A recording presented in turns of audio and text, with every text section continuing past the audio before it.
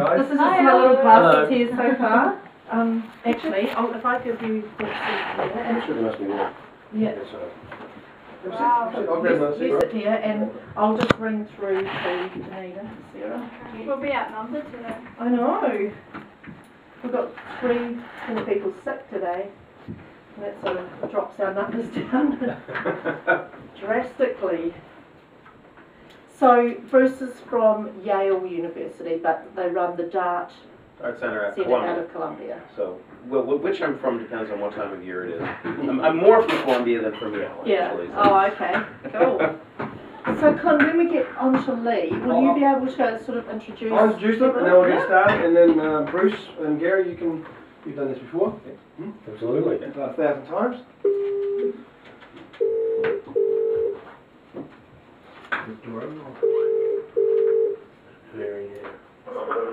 Good morning, Louise speaking. Hi, it's Dale here. Hiya. I'm just going to pass you on to Con, and he's going to introduce our guests, and then we'll just sort of kick into a bit of a discussion. Okay. Okay. Thanks. Hi Lee. Morning. Hi.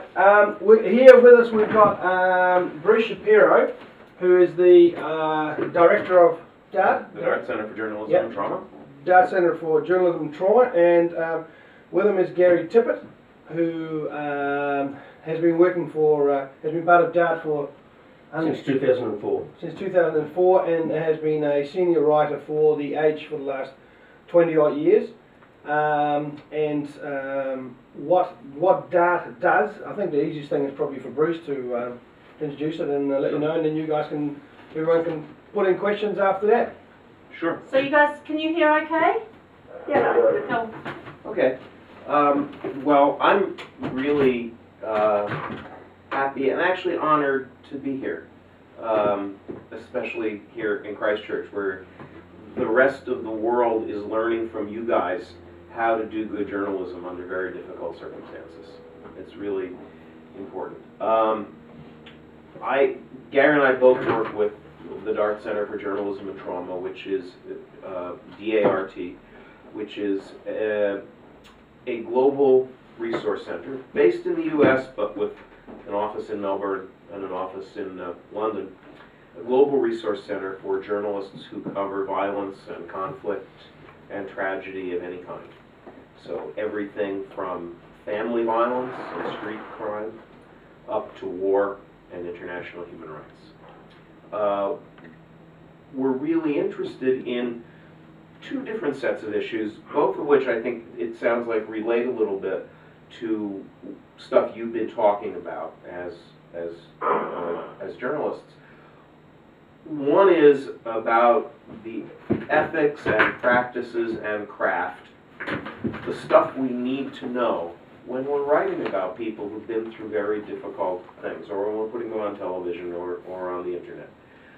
Whether it's victims of crime or an entire community like this one that's gone through a hugely traumatic disaster, or asylum seekers or war veterans. What do we need to know about how extreme events change people? What are victims, witnesses, survivors bringing to the encounter with us as reporters? How are they changed by things like PTSD? How is their ability to tell stories affected? What are our ethical responsibilities? That's one whole set of issues that we deal with. And we've done that around the world, after 9/11 in New York, after the Boxing Day tsunami, in New Orleans after Hurricane Katrina. We do a lot of that kind of work. The other side of what we do comes from starting to ask those questions. When you start to ask, well, what's the science of how people are changed by going through terrible stuff? You have to ask sooner or later, well, what about us as journalists? If the people we report on are traumatized, are shaken, have big changes in their lives because of difficult things, what about us when we have a steady diet of these kinds of difficult stories? What do we need to know in order to stay healthy while covering difficult stories?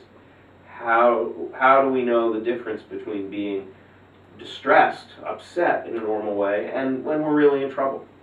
And how do we get help? What do we need to know as journalists in order to keep doing this difficult work?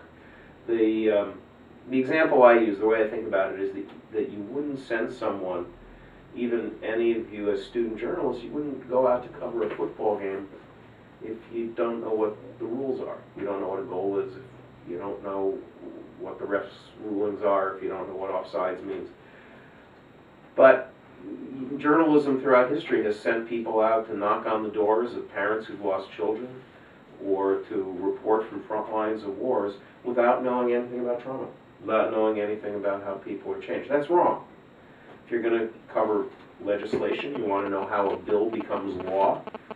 If you're going to cover trauma, you need to know something about the psychology and the impact of these events. So that's what we do. And Gary and I met because he came to one of our programs, a week-long fellowship program, as a reporter at the Age who does a lot of this kind of stuff. You want to talk about that? Did. You're still in the present tense. You're still collecting a picture. 3 more days to go. Yeah, that was 2004, and I was the first Australasian fellow, Hochberg fellow, with the Dart Centre, and went to New Orleans, excuse me, and learned all of this stuff, learned about everything from the basic science of PTSD and traumatic No, you want to stress. tell them what PTSD is? Oh, yeah. Post-traumatic stress disorder, a higher form of damage from being exposed to trauma, and to interviewing techniques with people that have gone through traumatic events, all of those sort of things. And I've been a journalist for now I'm in my 41st year as a journalist, and you learn to do that sort of work from the very first couple of days when you move into a newsroom, or at least you used to. I spoke to a bunch of country journalists a couple of years ago and asked them whether, when they decided they wanted to be journalists, whether they thought that probably one of the first jobs they would have would be to knock on someone's door, some grieving parent's door, and ask them to tell you about the child that was killed in a car accident or was murdered. And hardly anybody put their hand up. And I don't know about you guys, was that something when you decided you wanted to be journalists, that you thought, yeah, this will be part of my job, that I'll be knocking on someone's door and watching them dissolve in tears? I No? don't think it's something you can Not really really, no. prepared for. You can't be prepared for it, but is it something you wanted to do, you thought you wanted to do as a journalist?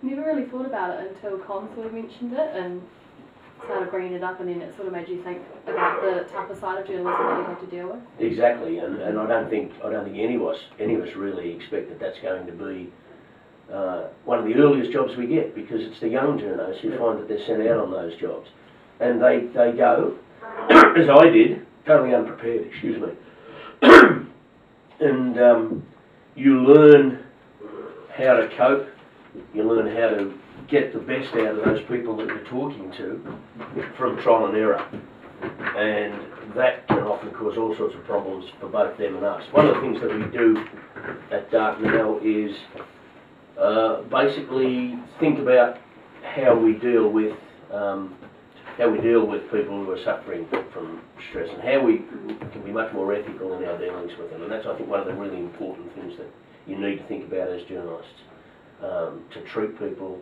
as you would prefer to be treated, and instead of in your headlong rush for a story or to beat a deadline or to beat the competition, you forget a little bit of your empathy, and it's really important. Sometimes that clashes though with what your employers are expecting of you. Well, it happens a lot, right? Absolutely. And one of the reasons to have this discussion now, at this point in your careers, and to be thinking about these issues of trauma, is because you want to arm yourself to have arguments with your employer sometimes, to know what your own limits are, and your own ethical compass. And sometimes you have those arguments and you can win. Sometimes you lose, but sometimes you win. And it's about a kind of broader culture change within journalism, I think. around this stuff. I mean, and you have to remember this. Journalism is a field that is constantly reforming and changing. So just because you get into an argument with some old school boss who says, I don't care what you do, you stand outside that family's house until you get a picture, and the family's saying we don't want a picture, and all this sort of thing. That practice can change. I mean, when I started out reporting in the U.S., for instance, it was still common practice for reporters covering sexual assault cases to put the names of victims in the newspaper and to cover some of the really graphic details of trials that were designed to intimidate victims of sexual assault cases. That completely changed in the course of just about 5 years, largely because of women in the newsroom, a new generation of women who came into the newsroom in the early 80s and said, screw this, this is not the way we're going to do things. The business changed dramatically, so much so that there isn't even a tabloid newspaper in the U.S. that would put the name of a rape victim. I mean, it's a really now a normal thing, and very similar things around trauma. Besides the kind of ethical dimension of how do you argue with your boss and what's your own compass when you encounter victims in the first instance, right after a tragedy, there's also another dimension to this work too, which is, I think a mistake the news business has made is to think about an event like the earthquake here, as a present tense story. The ground shakes, buildings fall down, people die and lose their homes, and then the story's over, right? You move on to the next story. In fact, what we know from psychologists is that terrible events, whether private losses and injuries, a child who's beaten, or a veteran who is exposed to terrible stuff at war, or a whole community-wide tragedy like this, play out over a lifetime, play out over weeks, months, years. You guys are privileged, actually, to understand that as journalists because of what you've been through here. We spend a lot of time talking about how, well, reporting historically has been very good if you think about news as the act one of an event. If there's a bushfire, if President Obama comes and gives a speech here in Christchurch, I could send any of you out to cover it and you would know what to do. But how do you tell the story of how an event plays out over time? The recovery of a community from an earthquake, the struggles that people have to come to terms with change, the fact that some people may have psychological changes, may not be able to sleep, may not be able to concentrate, that some families may end up with huge stress as a result. These are big stories. It's the act two of events. How do we put act two on page one? I think it's part of the news agenda. It's not just how do you deal with people better. It's also what do we write about as journalists. If you're writing about asylum seekers from Cambodia or Indonesia or almost any place that people are going to be seeking asylum from, they're carrying huge issues with them. How do you put that on the front page in a way that's respectful of them, meaningful to society? Right? These are important stories. Do you think when a journalist is sent into a situation, say there was an earthquake in America and we were sent over there just to parachute journalism, do you think that the journalist is not traumatized as much? Well, there's some data on this. I mean, there's actually been scientific research on this. It's a really, really good question. First of all, we all bring a different package to a single traumatic big event, to a 9/11, say, or to the earthquake here. There's genetics. People's response is affected very much by genetics, by biography. If you've had a lot of earlier trauma in your life, for instance, you're more vulnerable to psychological injury, to post-traumatic stress disorder or something if you encounter a story. And that's just something to know. But another piece of it is that I do think that while a journalist who parachutes into a difficult situation can be very vulnerable, because you're witnessing horror no matter what. It's different for people who can't leave, for whose community it is. You know, that's you folks here. Coen was just saying today that you go from corner to corner and there are these moments of constant grief when a restaurant or a pub or a place where your family did something just isn't there anymore. That's different for local journalists. It's also different for local journalists when they're really at risk. I've been spending some time lately in Mexico. And while Mexico is, it's in general the most dangerous country in the world for journalists right now, it's especially true for reporters who work in these little towns near the border, where not only are they subject to threat by the mafias and whatever, but their families are constantly at risk. So their emotional risk is much higher. There's no escape. And I have a lot of respect for people who keep working under those circumstances. So it's a somewhat different story. On the other hand, the other side of it is when you're a parachute journalist, there's a big risk that you go and cover something difficult and horrible and it kind of screws you up a little bit, haunts you. But because you left, you don't talk to anybody about it.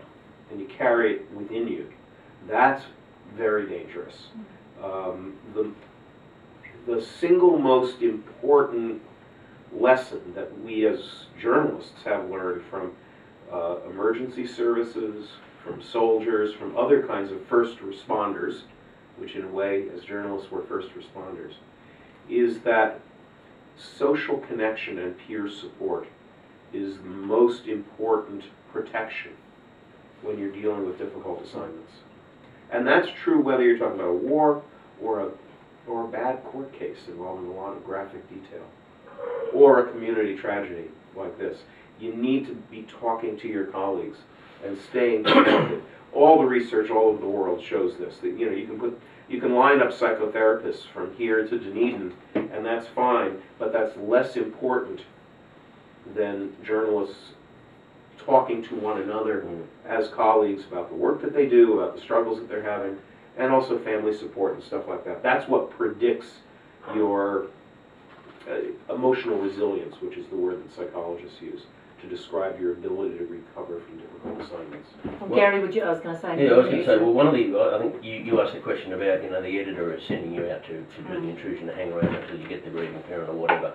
Well, I think one of the most important changes that need to happen as far as trauma journalism goes is what I call a trauma-aware newsroom, where the managers and editors are aware of what happens before you send somebody out on a traumatic assignment, while they're there and when they come back. Aware of what effect a journalist asking hard questions has on somebody who's suffered a loss or trauma.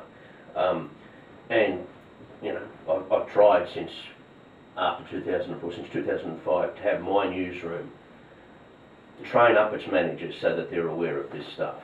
But what happens in newsrooms is we're too busy. We're doing something every day. You're saying, okay, Gary Tippet's come back from Fiji or from the tsunami or something like that. What can we get him doing next week? What's he going to do? Get back on the horse and do it.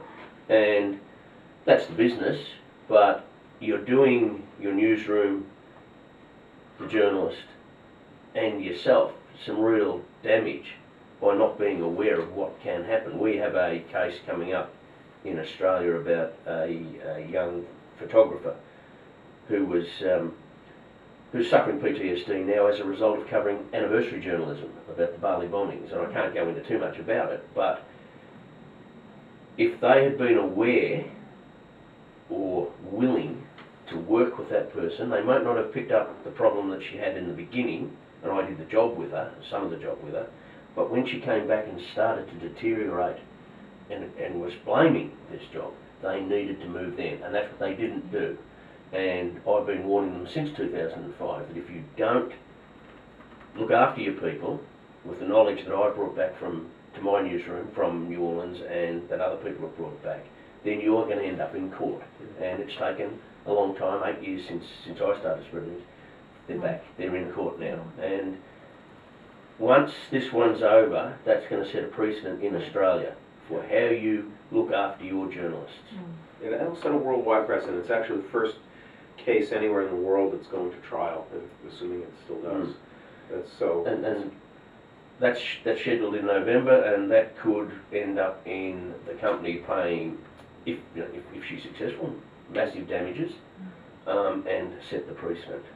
But they've been told. Yeah. But the main thing is, if you're a manager, you ought to be just looking after people who work for you or under you in a humane and empathetic way anyway. You shouldn't have to worry about the consequences for the company as far as a suit goes. This is how you not only look after your people, but how they will do better journalism, from being aware of everything that's involved in covering trauma or going to a disaster and looking after themselves while they're there, and things like hydration, eating properly, getting sleep in particular. Competitive sleep deprivation they talked about when I was in New Orleans, where everybody's working for 15, 16 hours a day, drinking for another 3 or 4 hours, going to bed and then doing it all over again. And it will kill you. It messes you up, and you can't do good journalism if you're like that. Because very much with the earthquake here, when people were covering the story and then going home To deal with traumatic Absolutely, and they're still doing it now, aren't they, with insurance battles and things like that. Well, and there's let me introduce a couple of ideas that are important both for your sort of craft and ethics issues and also on this self-care thing in terms of understanding trauma. One is that as human beings, we both are, and as journalists especially, we have a complicated relationship to violent and traumatic events. We both rush toward it. We're fascinated by it. I love it. We love it. And there's nothing wrong with that. That's part of it. That's why we're on Earth as journalists. To cover stuff, we're attracted by it. And yet, we're horrified by it. We're repelled by it. We avoid it. Right? You go through life not thinking most of the time about the really terrible stuff that the world can deliver. You can't cross the road out here unless you ignore the fact that some, couple of 1,000 pounds of metal is actually going to pay attention to the red light and stop and allow you to cross the road. This is a miracle of the social contract. There's no reason for this to happen. So, we rush toward violence and tragedy, but we also avoid it, which we need to. And our readers, our viewers, our downloaders have the same relationship. They are fascinated by the stuff we put on the front page, and yet it bothers them, and they avoid it. And that's fine. That's good. That's normal. Trauma escalates that approach and avoidance thing. It's all about events that are so big, whether they're in the privacy of a home or out in the street, events that are so big that you, on the one hand, you can't stop thinking about them. The memories come when you don't want them to. The anxiety comes when you don't want it to. And on the other side of it, your mind just refuses to think about it, and pushes away, and you go numb and you shut down.